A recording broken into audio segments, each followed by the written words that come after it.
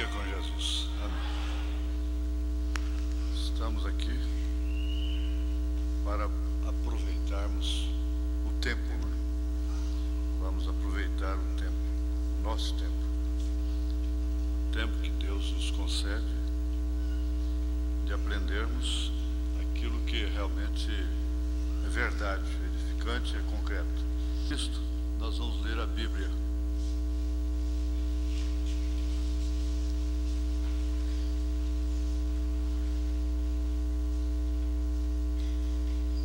Aí na carta aos Romanos, capítulo 8, verso 31.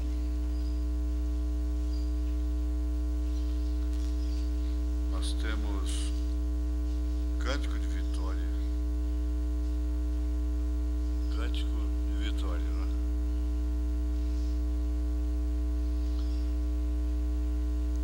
Que diremos, pois, a estas coisas? Se Deus é por nós, quem será contra nós? Aquele que nem mesmo a seu próprio Filho poupou, antes o entregou por todos nós, como nos não dará também com ele todas as coisas? Quem intentará acusação contra os escolhidos de Deus? É Deus quem os justifica. Quem os condenará?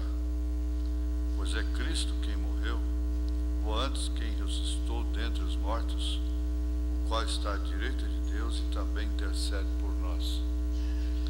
Quem nos separará do amor de Cristo? A tribulação, ou a angústia, ou a perseguição, ou a fome, ou a nudez, ou o perigo, ou a espada? Como está escrito: por amor de ti somos entregues à morte todo dia. Fomos reputados como ovelhas para o matador. Mas em todas estas coisas somos mais do que vencedores por aquele que nos amou.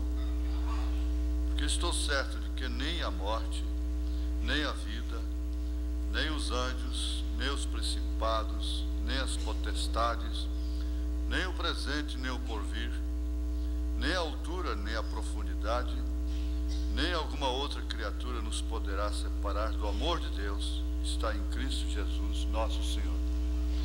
Vamos para Eclesiastes, estragado. Eclesiastes capítulo 7, verso 13.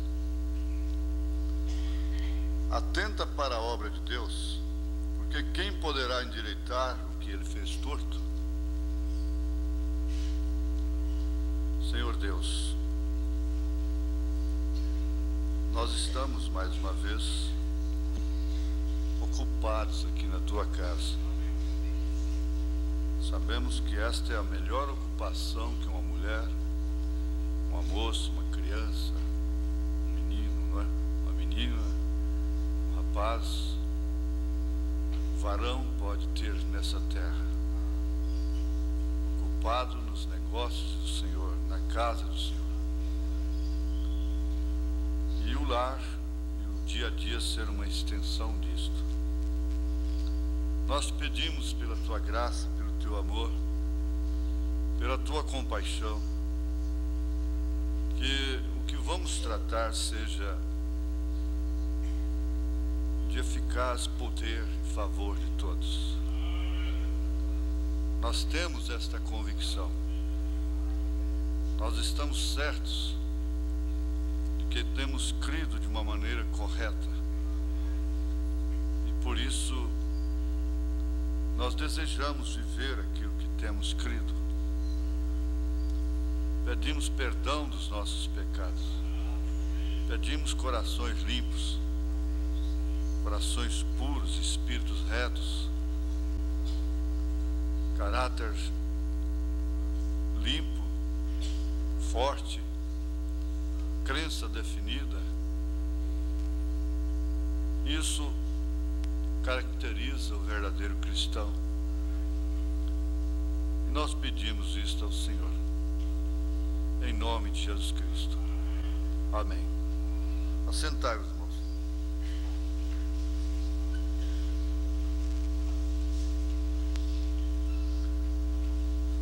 Pois bem, aqui nós temos a continuação disso que tem se tornado quase que um assunto assunto nacional, né? Está indo por todas as partes já, por várias partes. Algumas perguntas encabeçarão o estudo de hoje. Como disse, às vezes você tem uma pergunta racional, que combina com o assunto, não é? Se não combinar, não tem como responder aqui dentro desse assunto. Mas aqui está: sou casada, separada do marido, desquitada, divorciada, tenho uns 25 anos, não sei se ela tem 25 anos ou tem uns 25 anos que isso aconteceu. Tem uns 25 anos, Eu queria saber se eu posso casar de novo, sendo com um irmão. A outra é essa: qual é a condição em que uma moça da mensagem pode namorar um irmão divorciado?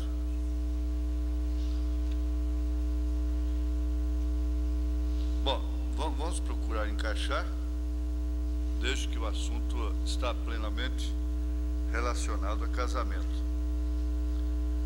Essas duas perguntas estão na condição legal do casamento. Elas estão encaixadas na condição legal do casamento. Eu não tenho escritura para isso. Eu não tenho mensagem para isto. A irmã da primeira pergunta, que é divorciada, se eu tiver que responder só publicamente o seu assunto, eu direi: nenhuma condição você tem, de acordo com a Bíblia, de acordo com a mensagem. Publicamente eu não posso responder de outra forma. Agora, essa segunda diz, completando ainda a primeira: eu não tenho mensagem, a mensagem em que o irmão Branham diz isto. Agora, pessoas de confiança nos transmitiram, eu não sei quem disse, nem quando disse, parece que eu não estava presente. Eu não ouvi isto. Que uma irmã dos Estados Unidos já havia se casado 4 vezes. E que ela fez essa pergunta para o irmão Branham, se ela podia casar novamente. O irmão Branham disse: olha, você vai e ouve minha fita, então é o que eu digo. Você leia Casamento e Divórcio.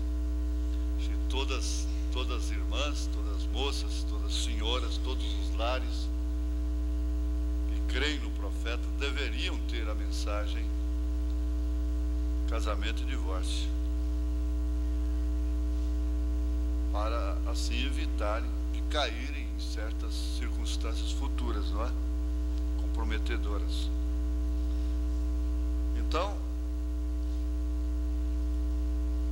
eu estou, quer dizer, é uma coisa de terceira mão, né? Então, aquela irmã foi e ouviu a fita do irmão Branham. O irmão Branham disse: você ouve a minha fita, o que Deus te mandar, você faz. E ela voltou e disse: olha, irmão Branham, Deus falou para mim na sua fita que eu deveria me casar pela última vez, não fazer nunca isso mais. E que o irmão Branham disse que foi a única semente eleita que ele encontrou naquele vale. Agora, como eu estou dizendo, se eu tenho que responder ao pé da letra, não há nenhuma condição para a mulher casar, tendo o marido vivo. Aqui, em segundo plano, vem qual a condição em que uma moça da mensagem pode namorar, casar-se, né, com um irmão divorciado? Bom, a primeira condição, legal, é aquela legal, então seria a parte social da coisa, religiosa, não é? É que ele deve ser, antes de tudo, o seu caso deve ser julgado, ele deve ter documento de divórcio, ser livre diante da lei e declarado publicamente livre diante da igreja. Aí é só aí então é que você poderia pensar em casar-se. Eu digo sempre como o irmão Branham disse, não importa quanto isso me ofenda, mas eu só posso responder aquilo que é correto. Então, esse homem, de acordo com a Bíblia, ele seria declarado livre. Foi tirada a dracma dela. Então ele está livre para casar diante da lei. Nenhum pastor declararia um irmão livre para se casar sem que ele tivesse já a carta de divórcio diante da lei. Mas não é só isso que libera um homem para se casar. O caso dele deve ser julgado segundo a palavra. Deve ter testemunhas. Porque caso contrário vai virar aquilo que aconteceu lá nos Estados Unidos e está acontecendo já no Brasil.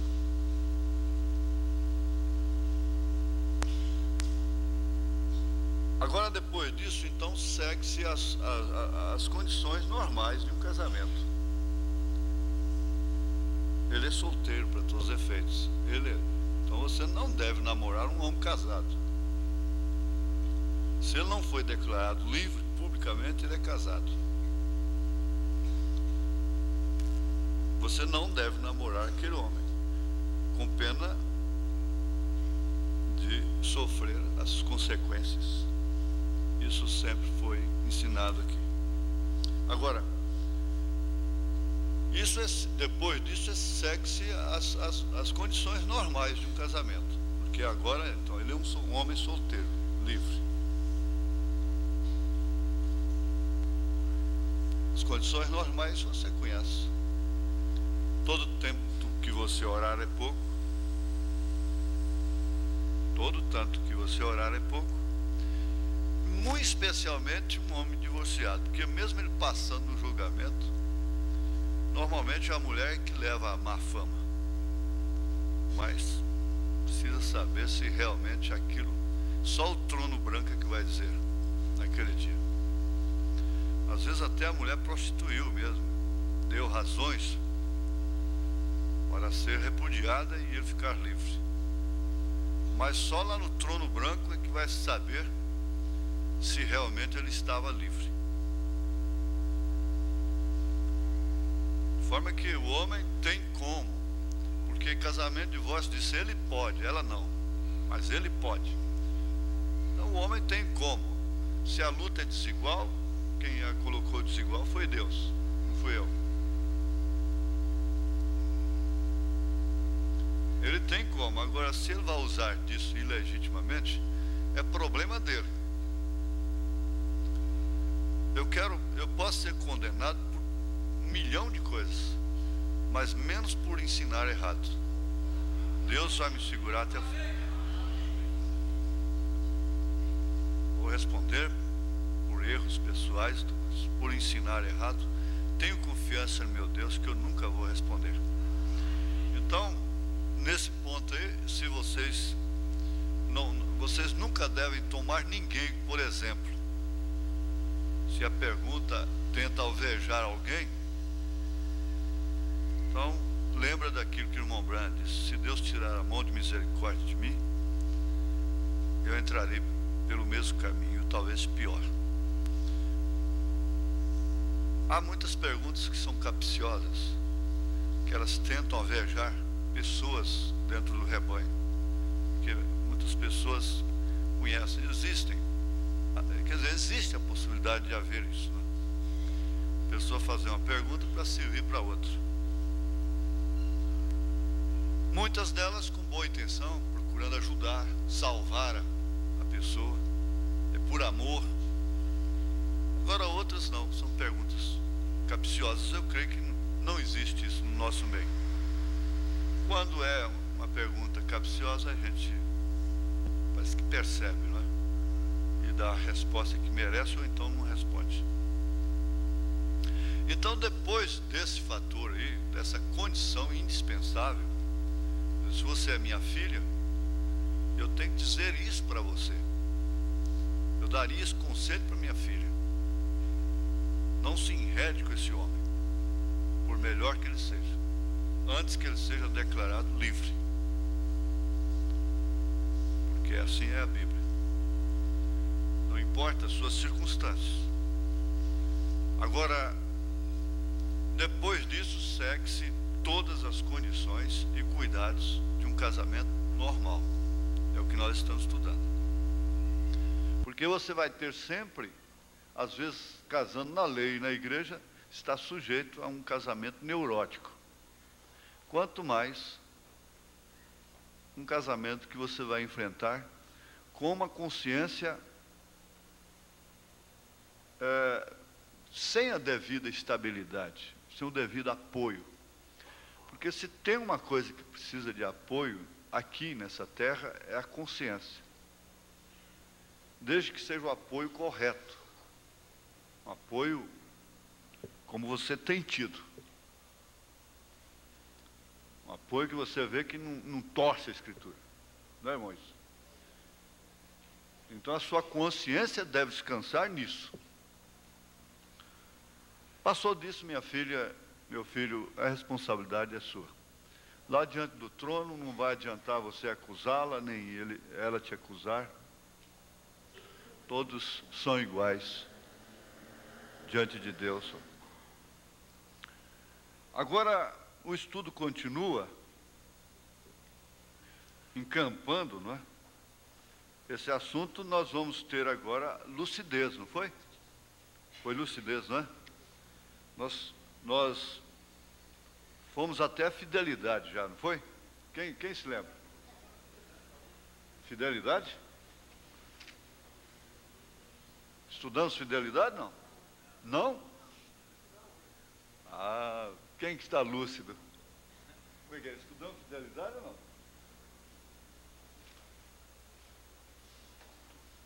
Agora eu quero ter certeza. Hoje são quantos? 17? 17?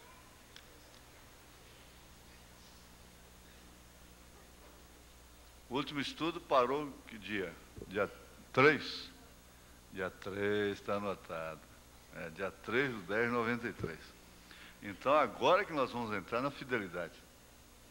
Ah, então tá bom. Aí tá certo. Ali o caderninho está anotado ali, ó. Dia 3 de 10 de 93, por quanto domingo passado eu não estava aqui. Fidelidade.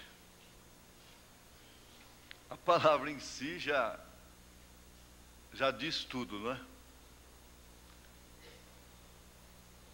Ela já diz, ela fala do voto, não é, que é feito aqui, aquele voto, ser fiel até que a morte se separe.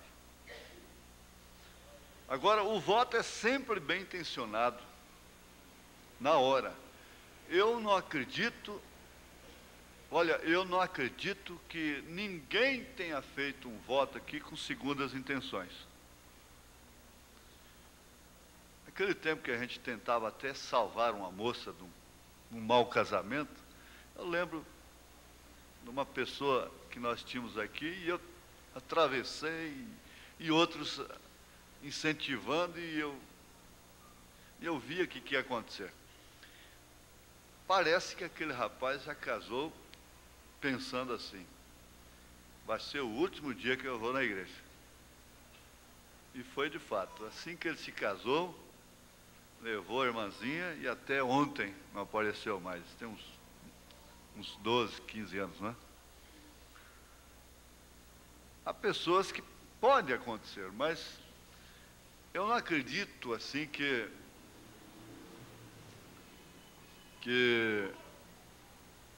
haja um moço, uma moça que faça um voto já com a intenção de ser infiel. Ele pode ter o vírus da infidelidade, ser um homem volúvel, levado. Você sabe, há homens que não sabem discernir, estabilizar as suas vidas, e eles são também mariposas, pousa aqui, pousa ali, borboletas, não é? Eles são muito vulneráveis em sua personalidade, em seu caráter. E é natural que um homem veja diariamente mulheres mais bonitas do que a sua. A mulher veja homens mais aparentes, mais atraentes do que seu marido. É normal, é natural. E há pessoas que são levadas dessa forma, são levianas. Tudo que vê lhe atrai. Atrai a atenção, está sempre admirando o belo, o mais bonito. Sempre as coisas bonitas lhe chamam a atenção demais. E talvez essas pessoas tenham o vírus da infidelidade, que é uma companheira assim de mãos dadas da leviandade, né? É a pessoa leviana.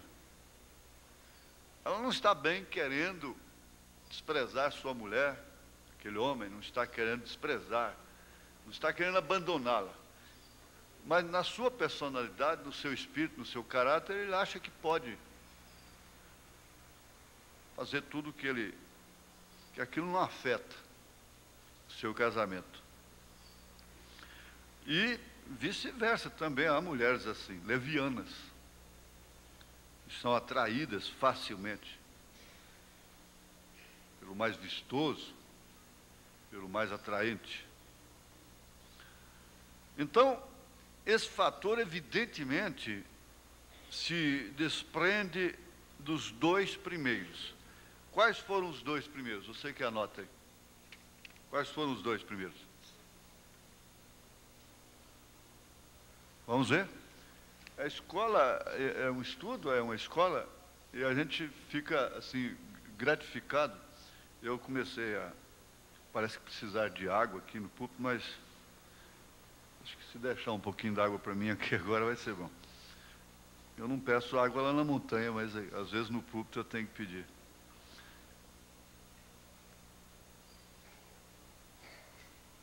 Encontrou ele? Quem encontrou?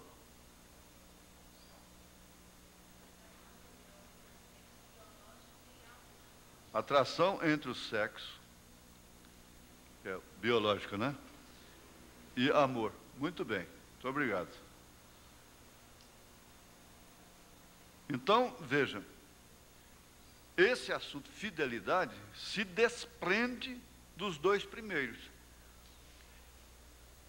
A fidelidade é como aquela de Deus. Se formos infiéis, ele permanece fiel. Então se casa com o vírus da fidelidade. Vamos dizer que isso é um vírus, não é? O vírus da fidelidade. Então ele independe até mesmo de amar. O que acontecia no casamento antigo. Pode uma mocinha de 18 anos, como minha mãe era, meu pai chamava, ó, tem um dentista aí, coisa e tal, viúva, assim, e mandou o compadre fulano falar que quer casar com você, e chama esse homem e marca o casamento, e ela casa e depois mantém-se fiel a ele até depois da morte, nunca mais casar. Ficar viúva com 23 anos. Então, isso era normal, não é que minha mãe foi um pássaro raro. era o espírito da era, da hora que a humanidade estava vivendo. Existiam mulheres falsas. Naquele tempo elas morriam na cama, eram atiradas, esfaqueadas. O homem tinha que matar para salvar sua honra. Era assim. E ele não é, uma vez comprovado, ele não era nem preso mesmo.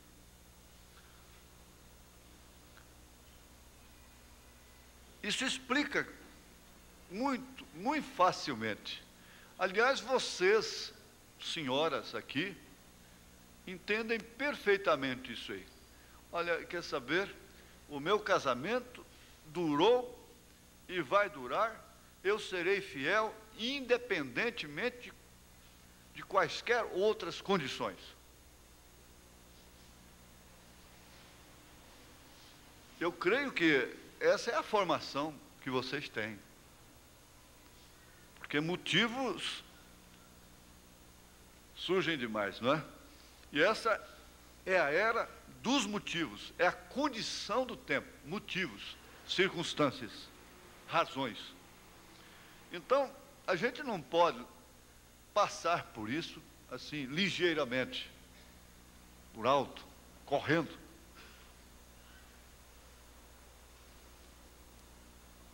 Tem que analisar, raciocinar, ver que realmente isso é assim. A fidelidade independe até mesmo do amor.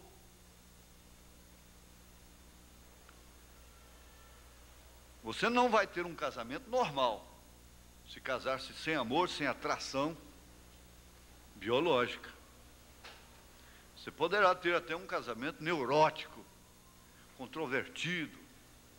No íntimo você não é completa, não é completo, não é realizado. Mas vamos assim colocar isso entre parênteses. Você tem o vírus da fidelidade. Vamos dizer assim, não é? O dentista falou para mim: o senhor tem uma bactéria muito boa nos seus dentes, que falta em muitas outras pessoas, que às vezes a gente tem que transplantar, passar de uma boca para outra. Isso é uma bactéria, é um vírus, é uma bactéria, mas ela é benéfica, né? Então vamos dizer assim, que com licença, né, da fidelidade, que ela é uma virtude, ela não é um vírus, mas é aquela coisa que está impregnada na pessoa e que vai sempre estar ali, desenvolver, como o vírus da infidelidade.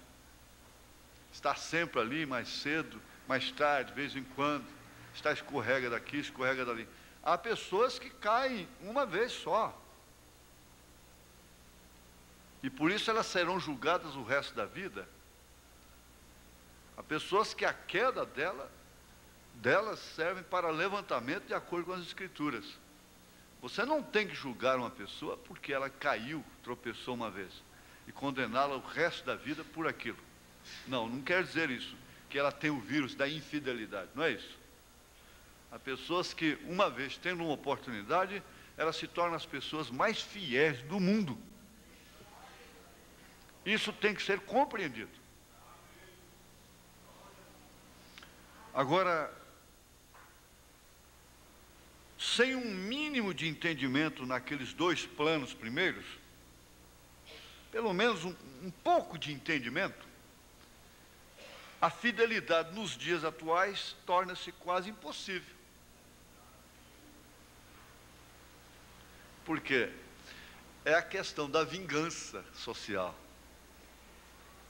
Eu já encontrei, vocês sabem que eu não trato com irmãs, não é só daqui.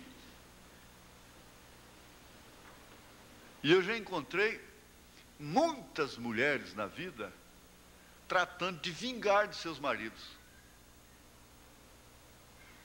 E isso tornou-se social. Agora, nós vamos devagar assim, para ficar bem cravado. é preciso que haja entendimento naqueles dois planos, da atração biológica, da atração da fisionomia, do físico. Por que não dizer claramente atração sexual? E do amor. Pelo menos entendimento sobre isso.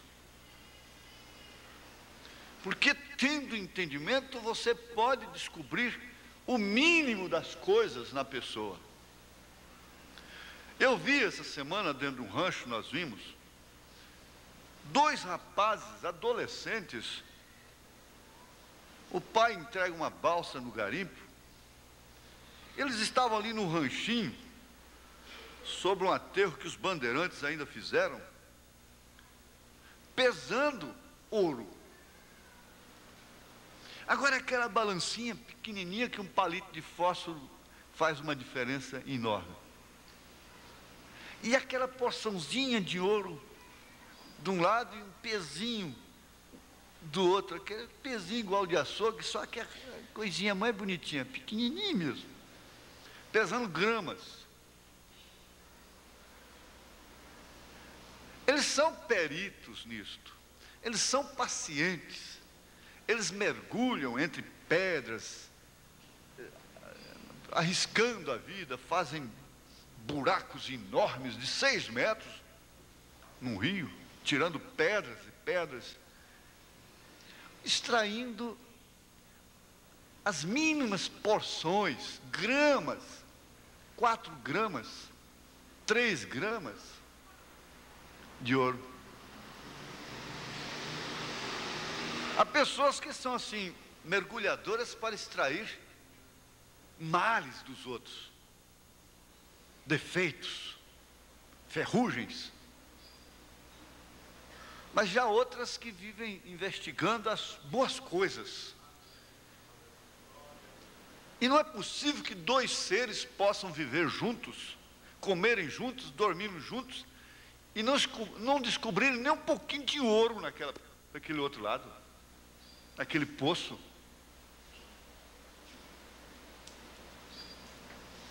O que é isso? E ali eles dão suas vidas. Eles não vêm para as cidades. E eles são fiéis na medida.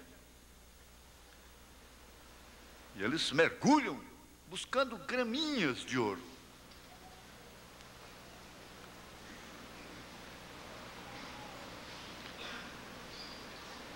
O verdadeiro amor se baseia, isso aqui é importantíssimo, se baseia em eleição. Eleição seletiva, individualizada, que torna a fidelidade possível. Então, aí vem um rapaz de Chicago, aquele moço muito rico, um homem público, olha, rico, solteiro, rico, mulher chove em cima dele, todo mundo quer casar com ele, pega até psicose.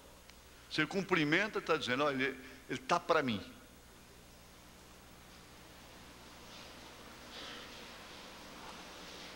Eu tenho encontrado pessoas, eu tenho uma pessoa hoje, muito conhecida, aqui não é da mensagem, presa num quarto. E eu me lembro, porque é minha parente, que um homem que era advogado, ficou viúvo, deputado, muito educado, a cumprimentava quando ela passava. Fulano, como vai? Você está boa? Tudo. E aquela cordialidade com ela, amigo da família, tudo. Ela arrumou enxoval, fez tudo. O homem casou com outra muito diferente, ele nunca pensou em casar com aquela pobre criatura. Mas arrumou enxoval e perdeu a cabeça, ficou doida mesmo. Compreende? Agora, quantos que seriam bons maridos para ela, que passaram por ela, mas não tinha a posição, porque ela sempre foi meio, né, ela enxergou para cima assim, que seriam bons, tantos. Mas isso é normal. Então o rapaz de Chicago era um homem que tinha... Mas entre todas vocês que conhecem a história, ele elegeu uma. É claro, pelo seu caráter, não foi pela sua beleza. Ele estava enjoado daquilo, porque isso causa nojo até certas horas. Certas horas causa nojo. Esses homens públicos, esses cantores, eles sofrem. Esses artistas, esse povo, sofrem porque as pessoas se rebaixam demais nos seus pés. Se diminuem demais. Se vulgarizam, ficam vulgares até. Por causa de suas posições, bem entendido. Se eles não tivessem tais posições, elas não queriam nada com ele. Ou com eles, não é? Então é o caso daquele rapaz. Ele tinha que selecionar, fazer uma eleição seletiva. Agora você que conhece a história, sabe que ele chegou lá na fazenda, no rancho, estava aquela festa, as 3 primas ricas, para as quais a prima órfã trabalhava, e ele, cansado daquela lisonja, daquele tratamento, existe um tratamento que você percebe que ele é uma lisonja que você está recebendo, e há pessoas que não gostam disso. Aquilo faz afastá-las mais. O que você gostaria de ter era outra coisa, era compreensão, era outra coisa muito diferente daquilo. Então há certo tratamento que você não gosta dele. Você entende que aquilo é um fogo pintado na parede, que aquilo não é uma coisa permanente, não é uma coisa durável, não é uma coisa para qualquer momento da vida. Aquele tratamento não é na hora da contradição, na hora que você está ferido, machucado. Ali então é que caberia aquele tratamento. Mas então ele estava cansado daquilo, e ele fez uma seleção, ou uma eleição seletiva. Ele selecionou. Eu não acredito que ela seria a mais bonita, que ela era a mais bonita. O fracasso do homem está nisso.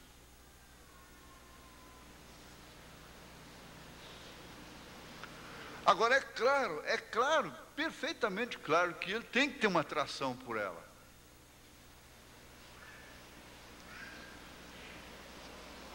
Então, essa fidelidade se torna impossível se não houver essa eleição seletiva. O que de acordo com o casamento e divórcio, nós poderíamos dizer aquilo que o irmão Branham disse, casamento e divórcio 236. Aquela revelação no seu coração de que você é dele, de que você é dela. Aí é onde você vai, não somente numa fase da vida. Montes te fazem lembrar dela, rochas, pássaros, água, árvores, animais, tudo faz lembrar. Porque nós já aprendemos que ela está dentro. Oxalá que isso seja perene até o fim. Todos os instantes ela está presente. É a subjetividade. Ele está dentro dela. Ela está dentro dele. Onde quer que vá. Daí 10.000 quilômetros, seja onde for, na planície, nas montanhas, no ar, no mar, na terra, seja onde for, ela está dentro. É Cristo em vós, esperança da glória. É o que eu quero dizer, É isso que esse estudo, o nosso estudo sobre o casamento, não está preso somente à solução de problemas conjugais. Preste bem atenção nisso. Como que querendo consertar o mundo. Endireitar o que está torto. Eclesiastes 7:13. Há muitas coisas, há muitos espinhos na vida que Jesus não vai tirar. E que por falta dessa seleção, dessa eleição seletiva, você vai ter que enfrentar aquele casamento até o milênio. O irmão Branham disse, há casamentos que não podem ser consertados aqui. Você vai ter que suportá-lo até o fim. Você vai ter que suportá-lo até o fim. Aí Jesus disse a Paulo, a minha graça te basta. Eu não vou tirar esse espinho de você não.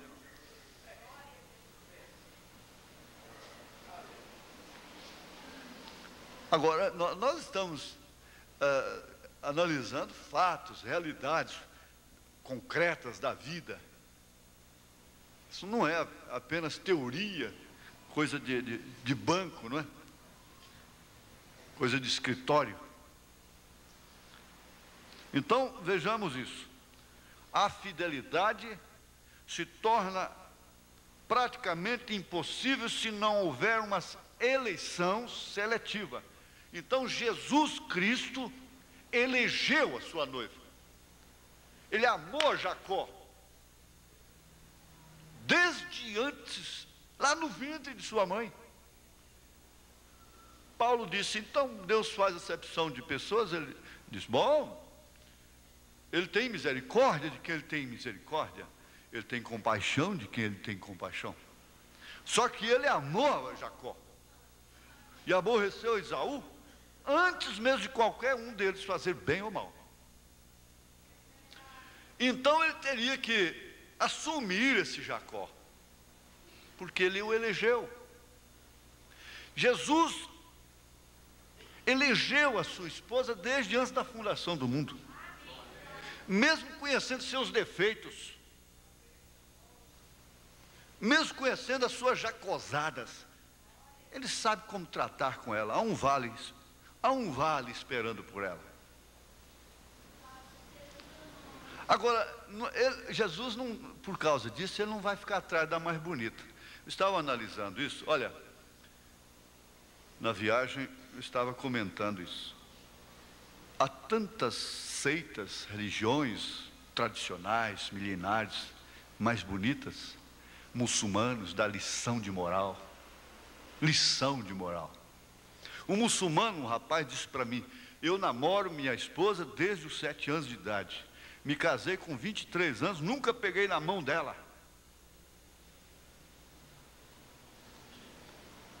E aquela mulher que tinha voto para trair o marido, aquele líder disse para ela, não basta, você não tem que deitar com outro homem. Basta você levantar um pouquinho da sua saia, que cobre os pés.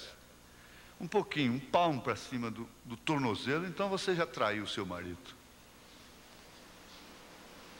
E o profeta disse que quando aquela moça loira de cabelos longos estava tocando piano em uma de suas reuniões, e que ela saiu dançando no espírito e o piano continuou tocando sozinho, o grande curador, o Espírito Santo tocando. O Espírito Santo toca piano para mim. Ele disse assim, eles têm coisas que nós não temos, os Quakers. Não veem televisão, não tem rádio, vestem-se de preto, não andam de automóvel, carruagem. Isso eu vi pessoalmente, tentei tirar fotografia deles, eles não pararam. Isso quer dizer, religiosamente, formalmente, são muito mais bonitos.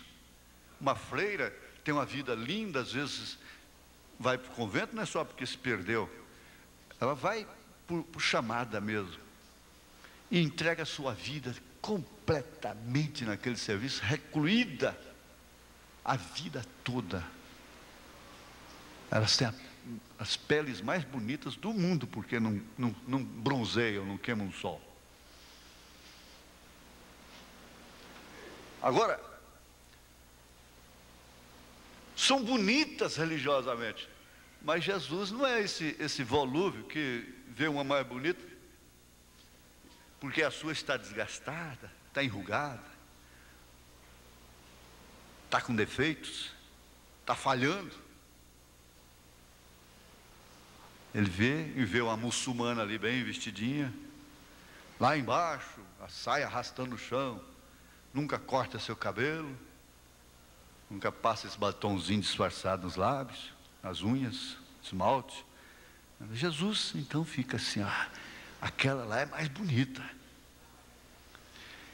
Ele tem a ver com aquela que ele elegeu e selecionou. Você tem a ver com essa mulher que você elegeu para ser sua esposa, a mãe de seus filhos. Você foi quem a elegeu. Foi você quem o elegeu para ser seu marido. Então não tem ninguém mais bonito que ele. Não tem ninguém melhor do que ele. Porque você vê um tratamento ali de um parente, de um cunhado, de um tio, de um primo, que você gostaria de ter, de um amigo. Aí já fica, por que meu marido me trata daquele jeito? Aí começa a coisa. Jesus não é assim. O amor dele é seletivo. Ele selecionou para si pessoas perfeitas. Lá na grande ceia não foi mancos e aleijados, mas ele os elegeu. Agora você elege essa mulher, mas eu pensei, pastor, que ela ia cuidar da minha roupa direitinho, ia pregar o botão quando arrancasse, ia manter minha roupa limpa, porque eu já tinha problemas. Eu tinha que lavar minha roupa quando chegava em casa. Passava a roupa, ficava toda amarrotada. Agora eu chego e está do mesmo jeito. O que vale esse casamento? Só aumentou a responsabilidade.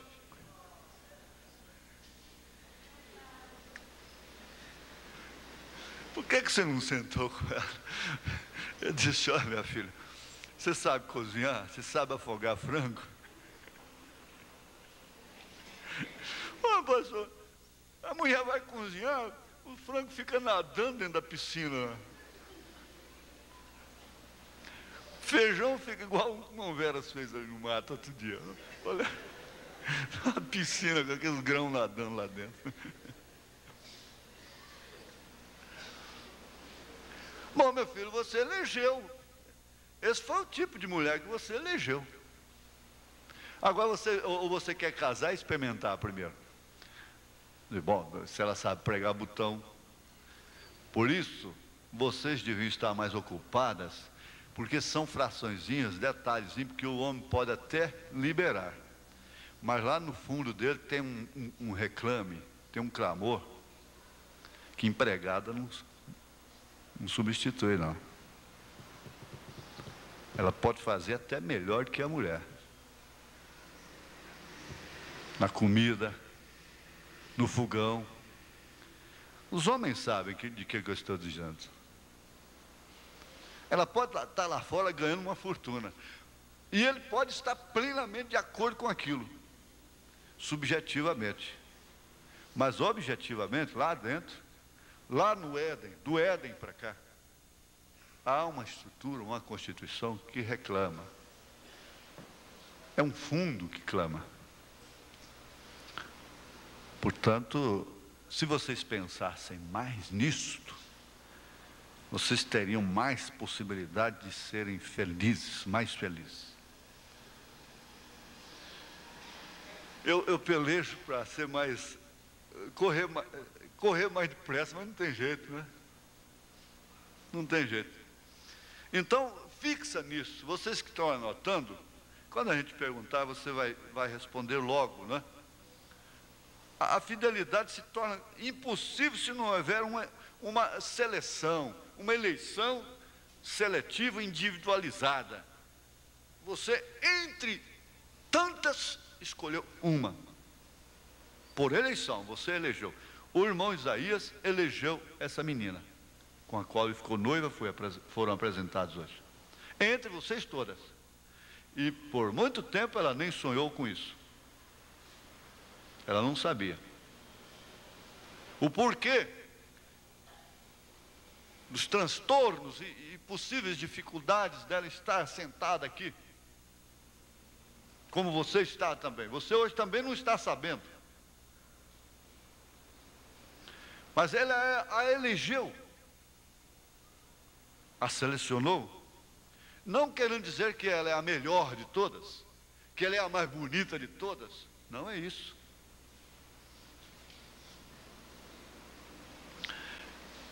Fidelidade, porém, veja aqui, ó, presta atenção, isso aqui é profundo, não é um direito de propriedade. O grande engano está nisso aí, você pensar que o amor dá direitos, entre aspas, direitos de propriedade sobre o outro. Ora, isso é simplesmente funesto para o casamento. Isso acaba com o casamento. A mulher não pode encarar, sem cair no extremo da sua emancipação mundana lá de fora, sem cair, mas encarar o casamento como se ela fosse sempre uma parte prejudicada, a única que tem a perder, e por isso ele tem que pagar. Isso é uma cobradora eterna do marido. Amor cobrado não presta. Amor cobrado, carinho cobrado, atenção cobrada, cuidados cobrados. Ele tem em si a responsabilidade de cuidar dela. É o sentimento de responsabilidade está nele.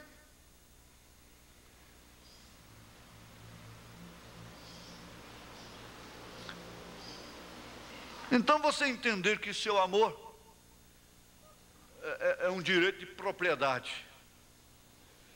Gente, olha, um marido que a mulher tem que ficar pegando o colarinho dele, onde vai tem que ficar com os olhos em cima. Que casamento é esse, meu Deus? Uma mulher que vai cuspir ali fora, o marido já... O que você foi fazer lá na janela?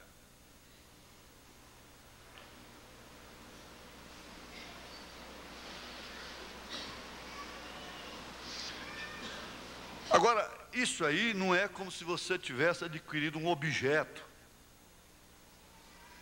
O sentimento de responsabilidade te leva a cuidar dela, a cuidar dele com satisfação, que foi um sentimento indispensável que há no casamento, é a satisfação. É a satisfação de ser dele, é a satisfação de ser dela. Você olha de longe e fala, mas ele sofre com ela. Pergunta para ele, não, eu sou o homem mais feliz do mundo. Eu sou satisfeito. E os parentes, a irmã, o irmão, os cunhados, a mãe, a sogra, sei lá quem, de forma, mas ele sofre com aquela mulher. Não, eu não sofro não. Ele não percebe o sofrimento. Aquela coisinha ranzina, ciumenta, preguiçosa. Dá 8 horas da manhã, 10 horas, ainda está com remela nos olhos. Ele gosta dela. Ele tem satisfação com ela.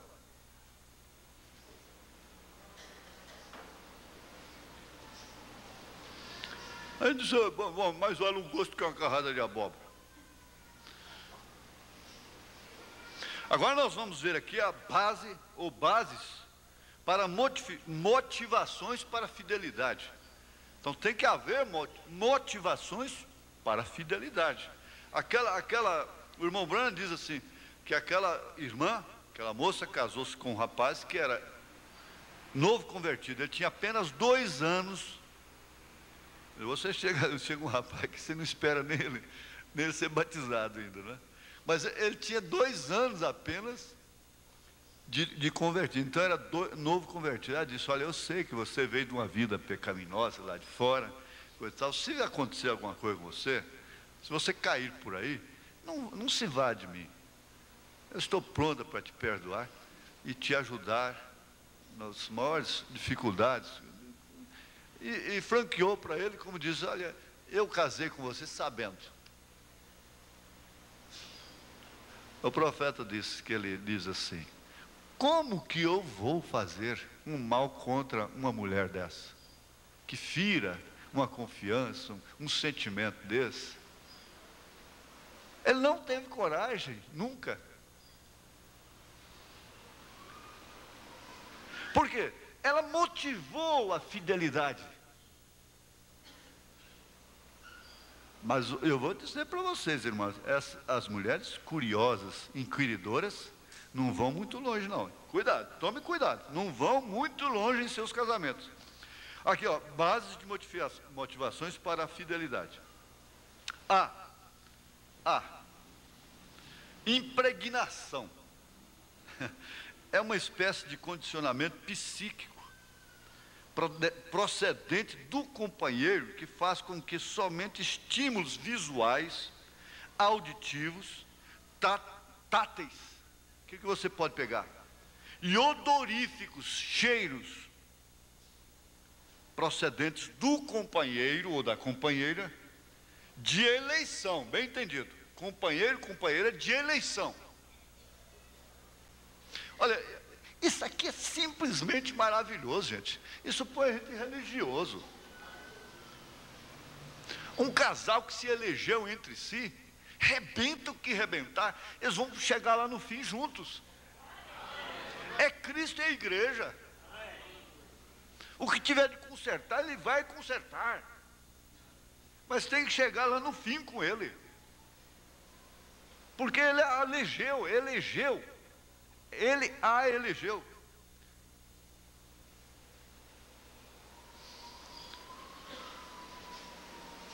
Então, tudo isso provoca desejo e emoções.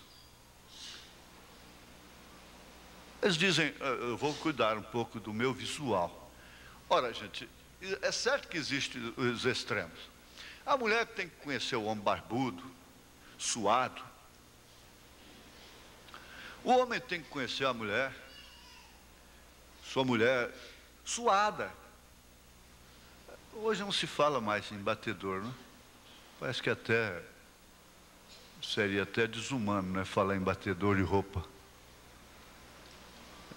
Elas quase não morriam de infarto, porque bater roupa, lavar roupa,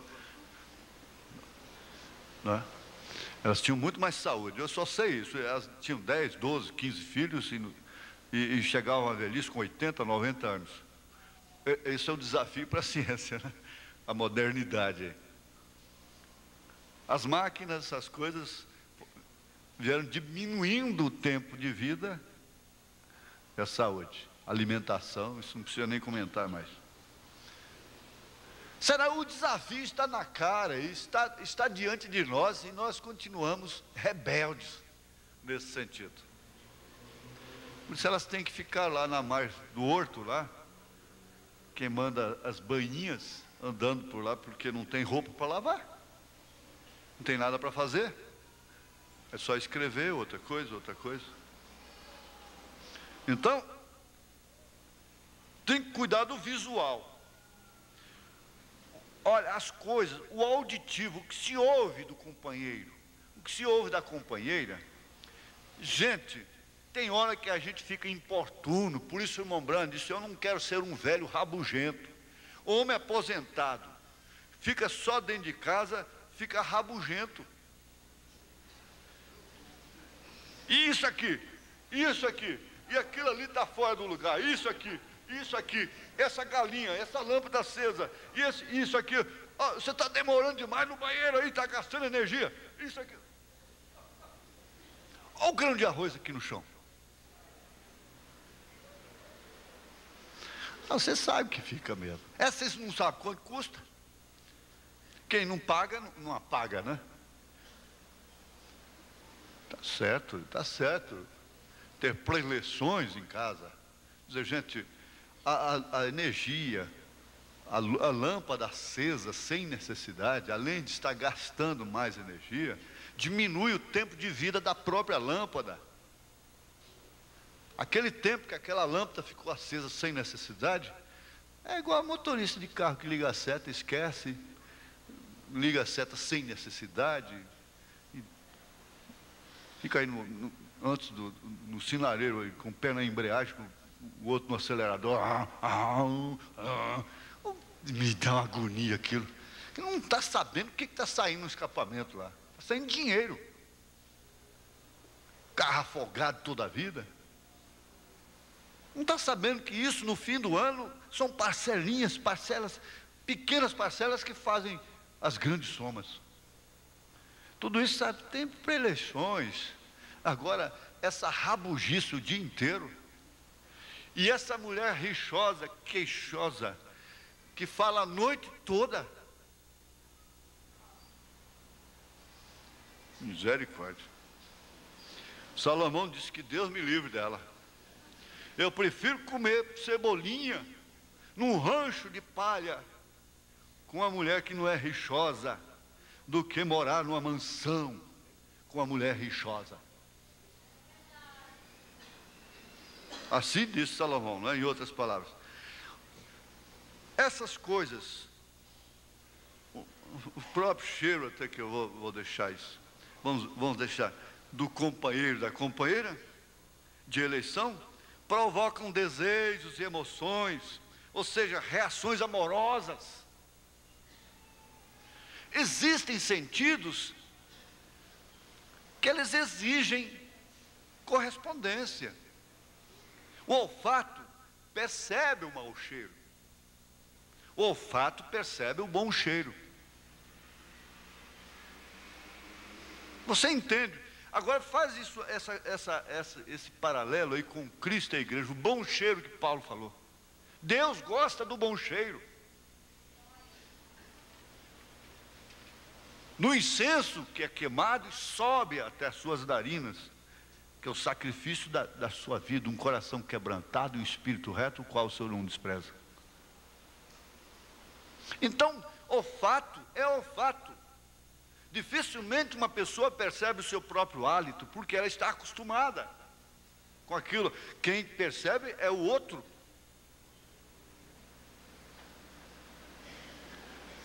E os descuidos, em vários aspectos da vida, tiram, quer dizer, não acabam com o casamento, mas tiram desejos e emoções e neutralizam reações amorosas, de acordo com cada etapa da vida.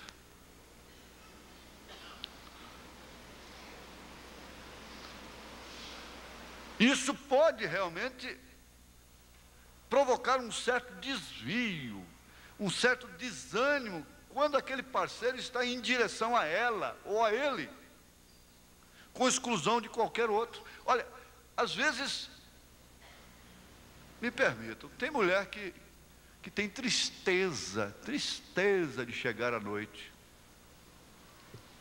Chega o caso, sim. Tem trauma. Fica embromando pela cozinha, enrolando no serviço doméstico, lavando vasilha e fazendo coisa, e o embroma o mais que puder. Tem trauma de ir para o quarto. Tudo por causa de ignorância, estupidez do homem.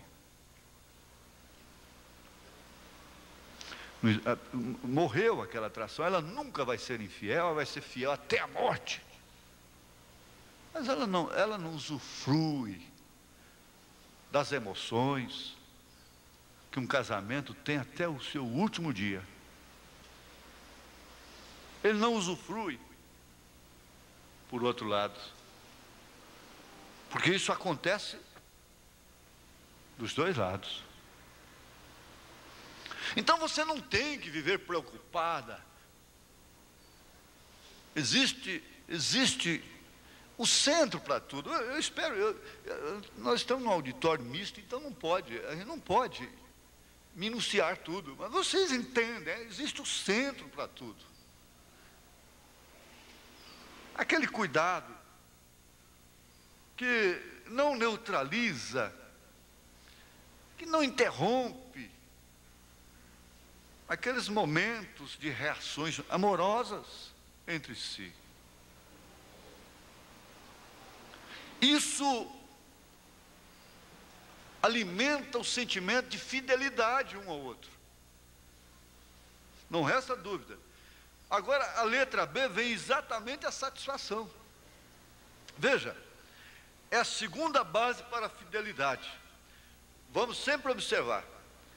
O caráter daquela mulher cristã é esse, é o de Deus. Sendo infiel, eu permaneço fiel a... Se formos infiéis, ele permanece fiel. Isso não tem nada a ver se cheira mal, se cheira bom, se fiel, uma vez fiel, fiel para sempre. Não é certo? Agora nós estamos estudando aquilo que é racional, como Paulo disse, o leite racional. Leite racional é ensinamento racional.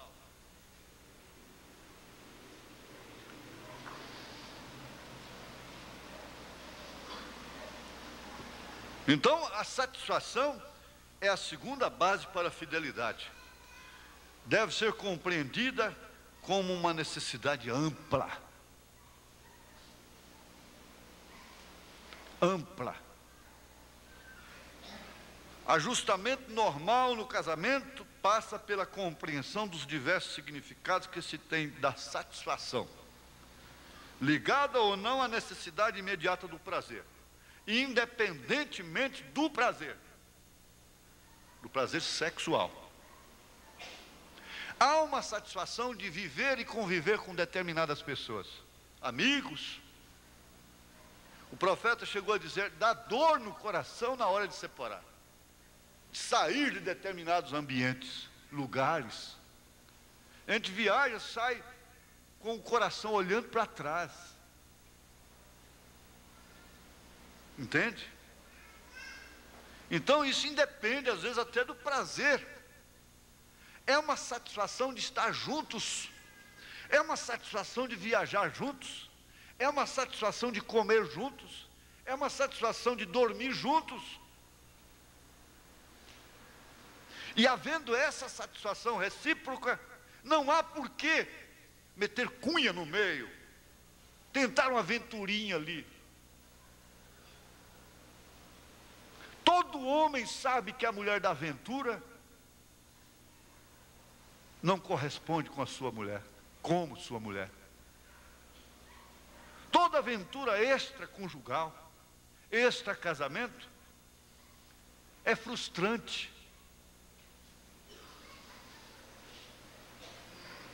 Então não lhe interessa isso. É preciso que isso seja um culto racional, realmente, como disse Paulo. Não há nenhuma pessoa melhor no mundo para ele que lhe causa mais satisfação do que a sua esposa, do que seu marido. Às vezes eu tenho encontrado irmãs que são inconsoláveis, por mais que você dê para elas de Bíblia, de mensagem, porque elas não podem de maneira alguma aceitar o rompimento da parte dele no casamento. Ora, se elas aceitassem passivamente, sem nenhuma reação, sem nenhum trauma, sem nenhum choro, sem nenhum desespero, teria alguma coisa errada com elas.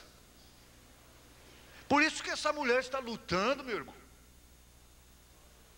É por quê? Porque ela é fiel, ela ama, ela tem satisfação com você. Não tem um homem que faça, que tenha aventura extraconjugal, que tenha paz no espírito, que tenha satisfação no espírito. Ele está satisfeito. Não, não tem.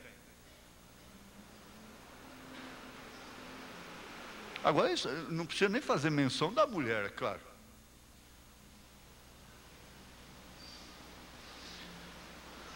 Então veja,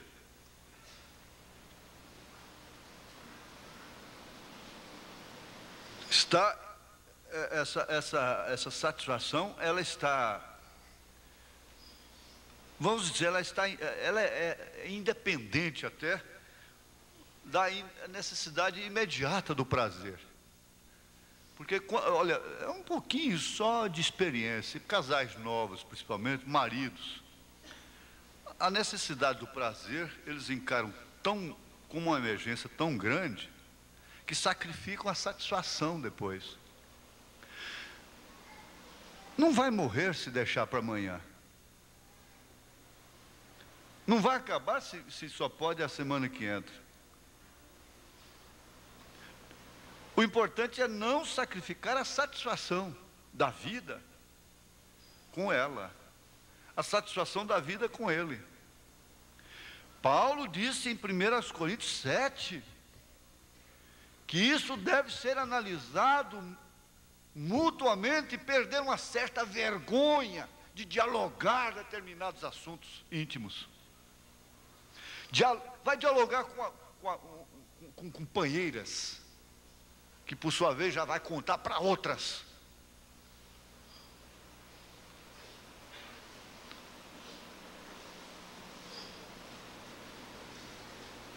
Vocês sabem que nem todos os pais têm a devida capacidade para orientar determinados assuntos.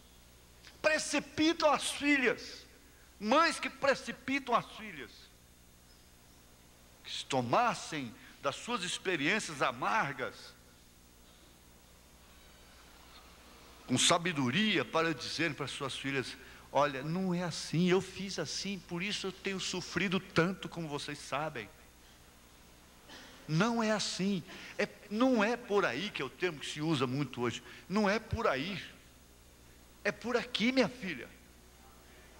Por aí eu entrei, e por aí eu trago as marcas que você conhece.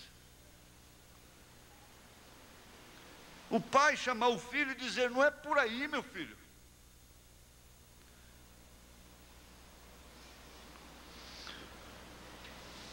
Então você entende, o atendimento do prazer não pode ser confundido com a satisfação do viver. Eu entendo bem, eu entendo, agora que é a hora do bem, é a hora que o bem soa melhor no ouvido dela, é a hora que o amor, meu amor, soa melhor no ouvido dela. Eu entendo.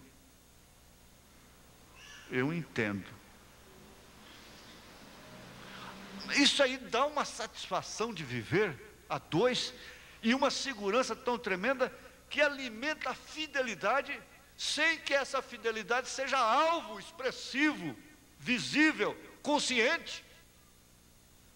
Você não está lutando por fidelidade, como se fosse uma infiel, como se fosse um infiel, lutando para ser fiel. Não, não há esse tipo de luta, gente. Não pode haver esse tipo de luta. Paulo sempre relacionou isso com a igreja e Cristo. Cristo é a igreja. A reverência, olha, o temor, a reverência, o respeito, se torna uma parte do caráter dela. Muitos homens são culpados de não serem reverenciados por elas.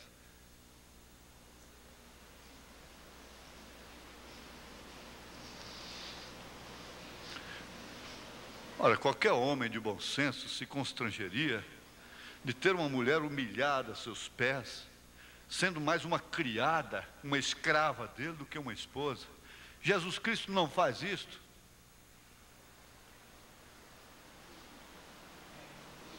Ele se sentiria constrangido. Por isso você encontra um William Branham de avental, ajudando a esposa a lavar as vasilhas. Ora, uma casa dessa só podia ter satisfação, ou era só na cama.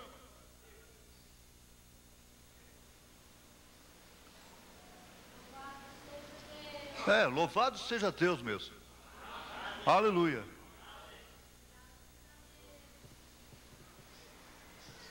Esse sentimento de satisfação não está preso ao prazer. Eu tenho que falar entre linhas, ao prazer. Gente, comumente, veja, até entre amigos, entre irmãos, é natural que nós entremos até em conflito, esquentemos a cabeça um do outro, mas quando você vê, quando cai aquele sentimento de compreensão, que atmosfera gostosa acontece ali naquela hora. Aí cai um sentimento de satisfação um com o outro. Você precisa estar satisfeito com Cristo. Por que a igreja estava satisfeita dentro da arena? Com leões, bocarras abertas, rugindo. E ela satisfeita com Cristo. Você não pode entender por que uma mulher sofre. E quantas delas dizem: aquele tempo que eu não tinha sofás, não tinha um som bonito dentro de casa, não tinha uma casa boa, era um barraquinho, e tinha uns banquinhos, e uma prateleirinha, e um potinho d'água ali. Que tempo bom antes dele prosperar. Que tempo tão feliz. Eu era feliz e não sabia. Tinha satisfação. Era uma luta compartilhada, era de mãos dadas. Mas ele cresceu. Chegou o telefone, chegou o carro. Chegando o carro, telefone e outros meios, então chegaram as possibilidades das aventuras. Facilitou muito mais as coisas. E a satisfação do velho casebre se foi.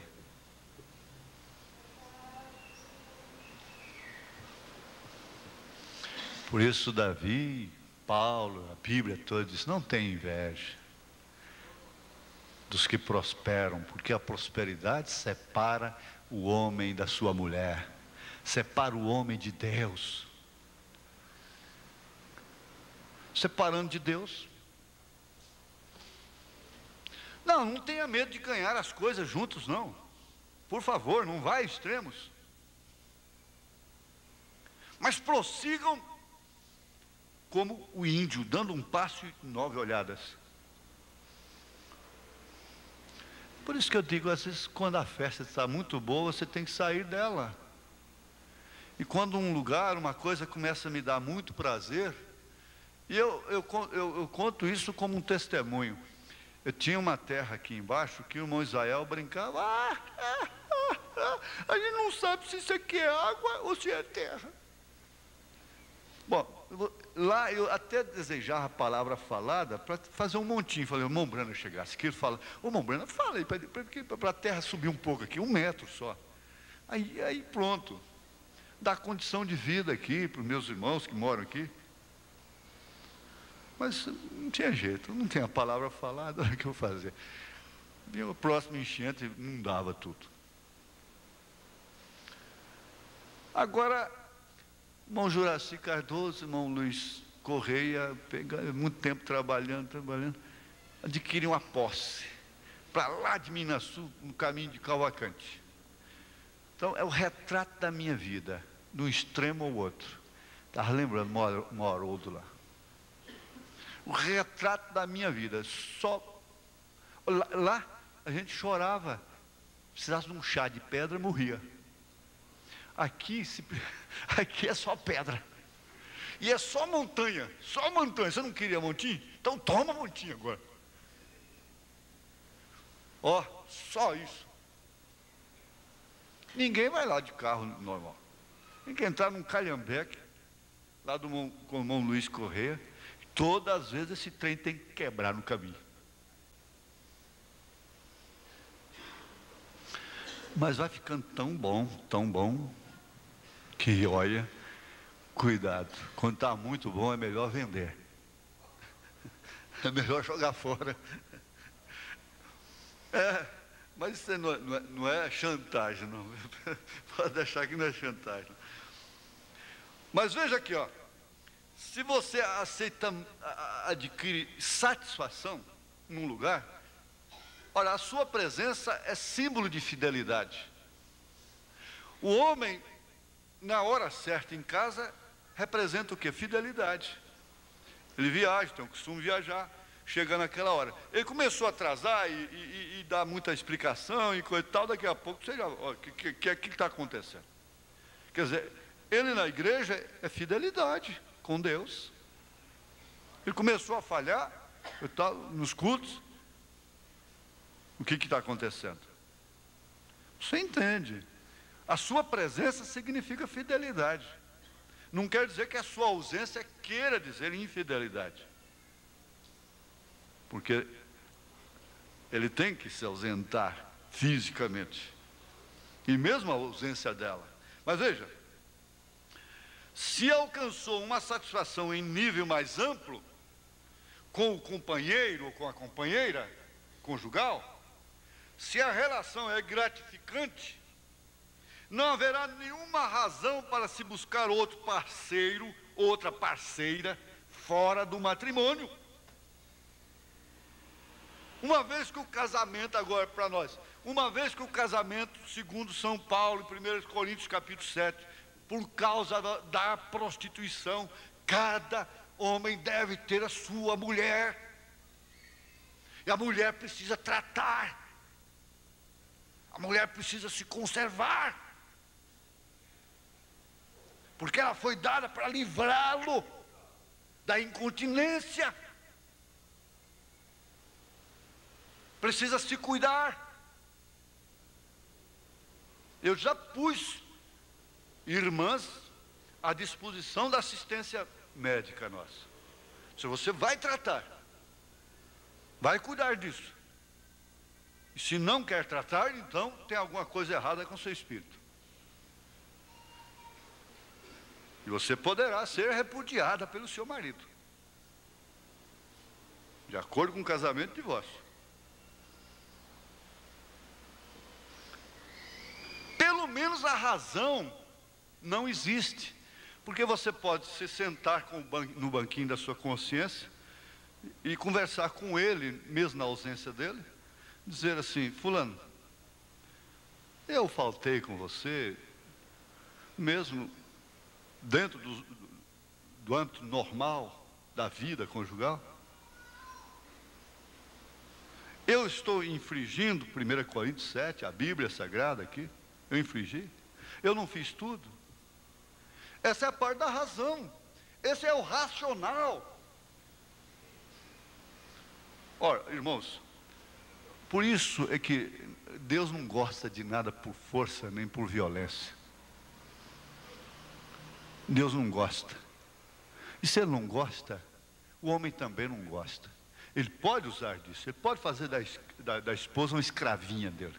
Mas aquilo que vem, aquela parte dele que vem de Deus, não gosta daquilo. Ele está em choque com o seu próprio princípio. Não tem jeito. Olha, nós temos que parar, já excedeu o tempo. E não vai dar para terminar nem mesmo o sentimento da satisfação. A menos que eu corra aqui, né? Então aí nós temos 1 Coríntios 7. Existem todas as possibilidades de sermos fiéis quando encontramos um ser com o qual se consegue ter a impressão total. Por isso você nunca deve quebrar, descuidar daquela impressão que seu marido tem de você, que sua esposa tem de você. Você precisa cuidar disso. Essa impressão, mesmo que ela seja parcial. Porque o que acontece? Isso traz um apaziguamento dos nossos impulsos internos, que muitas vezes são destrutivos, e que por sua vez também existem em todos os seres. Isso é do humano. Ninguém tem que dar instrução para um cavalo como viver com a égua. Não tem que haver seminário, estudos para ensinar um cachorro, me permitam, com perdão da ilustração grosseira. Mas não tem que existir um seminário para ensinar um cachorro a conviver com uma cadela, Mas o homem precisa. A mulher precisa. Por quê? Isaías não disse isso? O boi conhece seu possuidor. O jumento conhece a sua manjedoura. Mas o homem não tem entendimento. Paulo diz: coabite com ela com entendimento. E a maior parte do sexo está na cabeça. Os homens, me deem permissão mais uma vez, irmãs, os homens tarados, a tara está mais na mente. Isso é comprovado cientificamente. Por isso ele é responsável pelos seus excessos. É mente. Entrou para a mente, é aberração na mente.